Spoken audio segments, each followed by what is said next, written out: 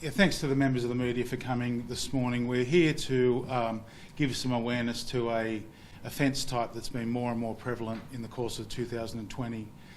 We refer to these crimes as authority scams or indeed virtual kidnappings that are being perpetuated largely on members of the Chinese community in Sydney, mainly students studying from China. The offence types are very disparate in their range. They can form the intent to create a scam kidnapping where people communicate to their family overseas and pretend they've been kidnapped on instruction from a fraudster ringing them on the telephone. Our message today to everyone is that if you receive a telephone call that encourages you to deposit money into a bank account by a person who's pretending to be from a position of authority in China or another location, don't pay any money. Either hang the phone up, call the police, or call your university or educational facility to get some advice and counselling. The overwhelming message is to don't pay any money. We're investigating a number of these offences. They've managed to get millions of dollars out of the community offshore in 2020. They're happening time and time again. They're a very difficult crime type to investigate, and so our message today is one of prevention. So can we make sure that we get that message out there that if you're in receipt of a telephone call asking you to deposit money into an account, don't pay any money, call the authorities or just hang up. The police force does a lot of work in the preventative space around this. We have our corporate spokesperson here today, Mr. Thurtell, Assistant Commissioner Thurtell, so I'll ask him to address the media at the moment, then we'll take some questions. So again, thanks for coming.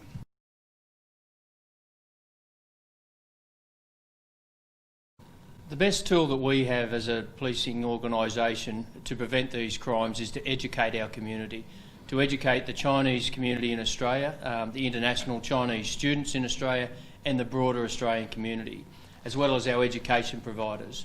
These types of crimes are nearly impossible to commit if the people that are receiving the phone calls are aware of it. It makes it much more difficult for the fraudsters to get a latch on as to what they're trying to do, and it's also more difficult for them to progress their scam from a simple robocall right through to the virtual kidnapping. So we have been working closely with our education providers. We do a lot of interaction with our international students through O Week, through organised activity between the New South Wales Police and the students and the university. We're finding our relationship with the students is very positive, but obviously new students come in every year, and the challenge for us is to make sure that students are educated once they arrive in Australia, and we get that message to them from all directions, from a law enforcement agency, from the universities, from the education providers, and from their family and friends, or even just other Mandarin-speaking people that are in New South Wales that they come in contact with. Somebody that they can then feel that they have confidence in going to, who has some knowledge about these schemes and how they impact on the individuals. But I'm happy to take any questions on that aspect of things, or hand over to the universities.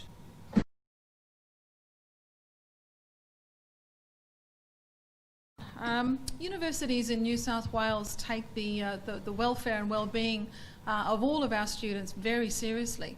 And we have very good resources, advocacy areas and student support areas that are available 24/7 for students to contact to seek assistance. And I would urge all international students to avail themselves of these services. It's also very much the case that when universities want to communicate with students on important matters relating to tuition fees and such like, we don't do it through phone calls. We do it through official correspondence. So any student who receives phone calls from anybody alleging to be acting on behalf of the university, asking for money to be transferred to accounts, is not in fact speaking on behalf of a university. So I would urge students, if this happens to you, to contact the university and seek our assistance and support to get clarification and advice on how to proceed. Thank you.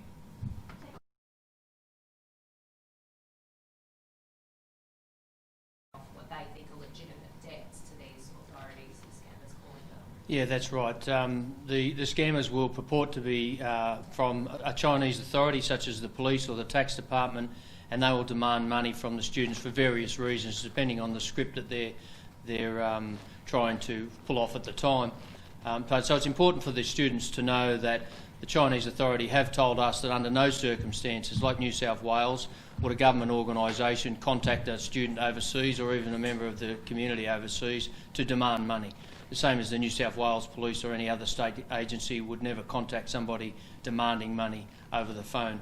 It's an important message to get out to those students that neither Australia or China will contact them to make money. So as soon as they get a call like that, the flag goes up. Can you just talk us through how it actually works? It starts with the phone call, then what goes on from there? Yeah, so often they're robocalls to any phone number, but often to Chinese people over in Australia, whether they be international students or member of the community. And then the scam can go from a simple call where there's a demand for money, and if they're successful, then a small amount of money is paid, right through a scale of demands up to the virtual kidnapping, where obviously people overseas are involved as well in terms of the relatives overseas, where demands are placed on the relatives in order to free the alleged kidnapped victim in Australia. How does it progress into that phase, the kidnapping phase, or staging the fake kidnapping phase? Well, obviously, it's because it starts off at a very basic level. Then the psychological control that the scammers progressively have over the victims over a number of days or even weeks convinces them that they're legitimately being spoken to by a member of authority in China, and that these demands are legitimate, and that in order to meet these demands, they've got to pay the amount of money that's demanded of them, or the relatives from overseas would be contributing it as well. It's difficult to believe that people understand these scams to be legitimate. However, we need to take into account the cultural factors and the fact that the scammers are very polished at what they do, and that they progress it over a number of days or weeks to gain the confidence of the person that really they do need the support of the scammer in order to make whatever they're alleged to have done or whatever problem that they allege to be facing go away. Can you give us an example of what kind of things they'll say to encourage them to stage a kidnapping? How does it actually... Well, I might ask Mr Bennett to comment on those, considering state crime to the investigations. It could be pretty much anything, but a recent one that we've had was essentially threatening harm against people, family members in China, unless they contrive a photograph that makes them look like they've been kidnapped. Then they encourage the person to lock themselves away in a hotel room, turn their phones off, cease all contact. So the people in China have got a two-pronged threat. They've got this photo of their loved one, and they can't get in touch with their loved one. And this might be tried on numerous occasions and not work very frequently, but on one occasion they've actually paid the sum of more than $2 million to this person after contriving a photo themselves and sending it to their parents. So it's a very egregious crime type. It's very cruel, and as hard as it is to believe, with the number of calls they're going out, they're still finding those odd people who'll fall for it, and that's what we've got to get this message out of: just don't pay any money.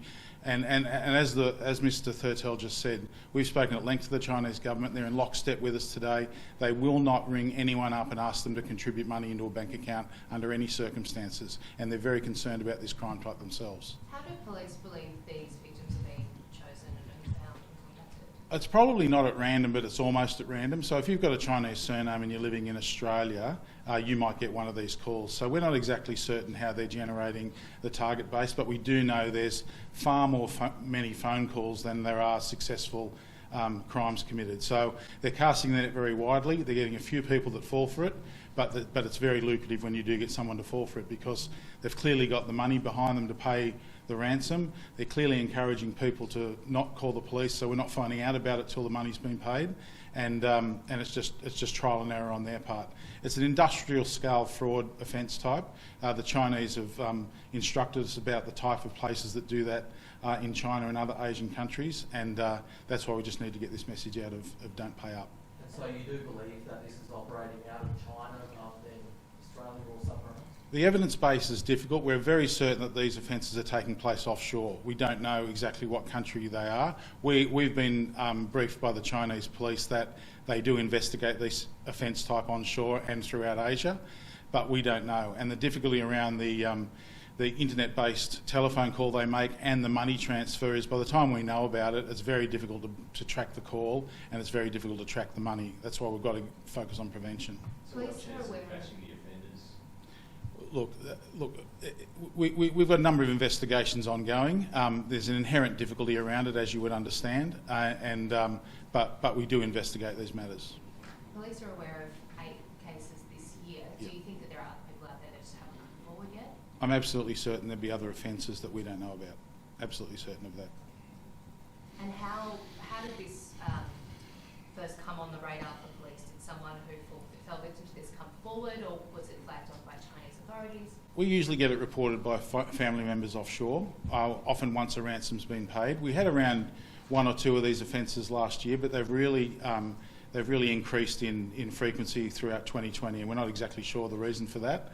And that's why we're making this plea today, because they're becoming very, very common, and the phone calls are going out at an alarmingly regular rate. And we have had a spate in the last few months where pretty much every weekend we've had a victim fall for one of these scams. So that's the message. If you get one of these phone calls, hang up, ring the police, ring your university, but just don't pay any money. They're obviously very significant amounts of money. How do these sorts of crimes leave the victims and their families feeling? Oh, extremely traumatised. I'm not familiar with the financial position of all the victims, but I'm aware that on a couple of occasions they've basically paid every cent they've got to these people, and that's part of the tragedy of it, and it's also avoidable. The videos are frightening. We've been sent an example of one where a man's legs are bound and he's writhing around on a shower floor. Yep. What do you feel when you see something like that? It's frightening that they can get them to that point. It's frightening that they can get them to that point, but they can. They're very good at these scams, and once they've got someone who's believing what they say, they'll pretty much do anything to make it go away, to make it end. All right, guys, thank you. 新州警方与中国当局和大学一起，向社区成员就有关针对中国学生精心设计的电话诈骗发出警告。这在全球范围内呢，被称为虚拟绑架。今年，新州警务署已经接到举报，已有8起虚拟的绑架事件，诈骗者针对中国留学生，并成功骗取了320万澳元的赎金。新州已向国际执法机构报告了类似性质的事件，并从世界各地的受害者当中呢，已经获利数百万元。这种虚拟绑架是一种复杂的勒索骗局，涉及到年轻的受害者，他在欺诈者打来电话的时候呢，伪造自己被绑架，然后呢，诈骗者从亲戚那里要求赎金，以确保受害者被安全释放。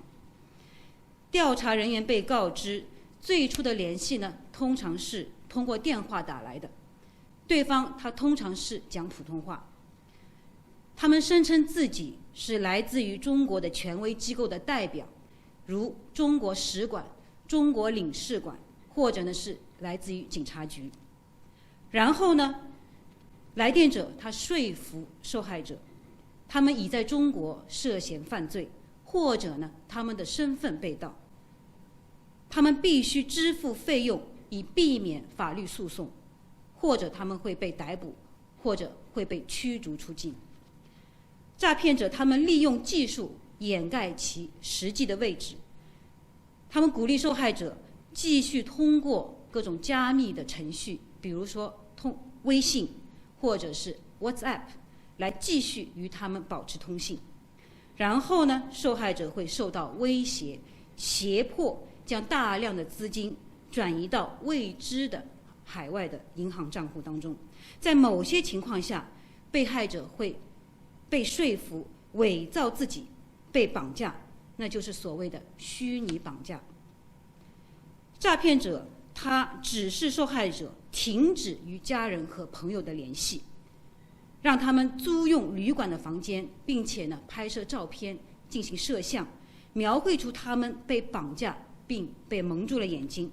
然后呢，这些视频录像文件呢会分享到受害者在海外的亲戚。当受害者的父母他们无法与他们的孩子在澳大利亚获得联系的时候呢，他们就会发送大笔的赎金，以换取他们的释放。新州的警方已经从中国驻悉尼总领事馆确认，没有任何来自于中国权威机构的人，比如说警察、检察院或者法院，他们会通过手机与学生获得联系，并要求他们支付款项或转移款项。如果发生这种情况，那这就是骗局。任何与虚拟绑架相关的信息，您都应该联系罪案举报热线1800-333-000 1800-333-000，或者您可以登录罪案举报热线的网站，所有的信息将严格的保密。我们也提醒公众不要通过新州警察的社交媒体页面举报犯罪。